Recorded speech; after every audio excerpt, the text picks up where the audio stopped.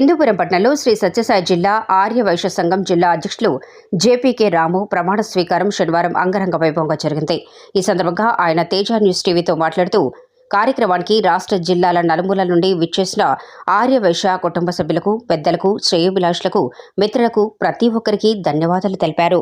జిల్లా ఆర్య సంఘం పుట్టపర్తి జిల్లా ఆర్య సంఘం ప్రమాణ స్వీకారం విచ్చేసిన నలుమూలల ఇంకా కదిరి కావచ్చు, దొరమానం కావచ్చు, ముదుగుబా కావచ్చు, పుట్టపర్తి కావచ్చు, తెనగొండ ప్రతి ఒక్క జిల్లాలో మా వచ్చిన వైశ్య సోదరులకి సోదరిమణులకి నాకు నమ్మకం చెప్పుకుంటున్నాము.